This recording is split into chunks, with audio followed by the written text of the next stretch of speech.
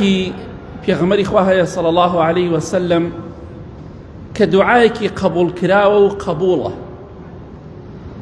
بۆیە هەر کەسێک کاروباری خەڵکی بەدەستەوەیە بەرپرسیارەتیەکی هەیە، ئیتر ئەو کەسە بەڕێوبەر و مدیرە یاخود وەزیرە یاخود سەرۆک و دەسەڵاتدارە.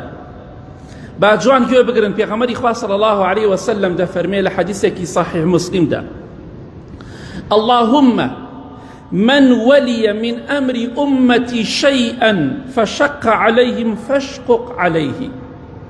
خوای گیان هەر کەسێک کاروباری ئومەتەکەمی گرتە دەست، ئیتر لە هەر پلۆپایەکە بێ، لە بەڕێوەبەرێکەوە تا سەرکردەیەک کە بەرپرسیارەتیت لەسەر و کۆمەڵە خەڵکێک لە ئومەتی پێغەمبەری خوا صلی الله عليه وسلم لە ئیمانداران لە ژێر دەستی تۆدایە.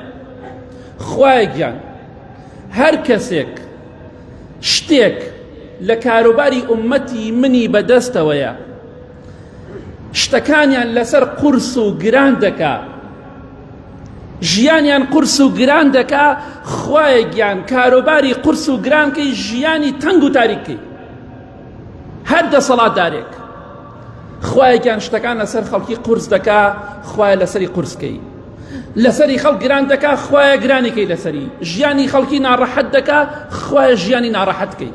کێوا دەڵێ؟ پێغەمبەری خوا صلی الله عليه وسلم. وەدەفەرمێ: ومن ولي من أمر أمتي شيئا فرفق بهم فارفق به. خوایە گیان هەر کەسێکیش کاروباری ئومەتەکەی منی بەدەستەوەیە زۆر یا کەم، لەگەڵیانە باشە، نەرمونیانە لەگەڵیانە، بەڕێزە لەگەڵیانە، خوای گیان تۆش نەرمونیان بە لەگەڵیتە. ئەمە دوعای پێغەمبەری خوایە صلی الله عليه وسلم بۆ هەر کەسێک کاروبارێکی بەدەستەوەیە. جا قوڕ بەسەر ئەو کەسەی کاروبارێکی بەدەستەوەیە و ژیانی خەڵکی ناڕەحەت و ناخۆش دەکات. خۆشەویستی خوا صلی الله عليه وسلم دەفەرمێ خوای گیان ژیانی ناڕەحەتکەی هەم لە دنیا و هەم لە قیامەتیش. جا بۆیە پێویستە ئەو کەسەی دەسەڵاتێکی هەیە، بەرپرسیارەتیەکی هەیە، لە خوا بترسێ. ئیمامی عومەر ڕەزا و ڕەحمەتی خوای لێبێ لە سەردەمی خەلافەتی خۆیدا ئیسلام نیعمەتە، نیعمەت. لە شاری مەدینە ڕۆژێ دەگریا، وتیان ئیمامی عومەر بۆچی دەگریت؟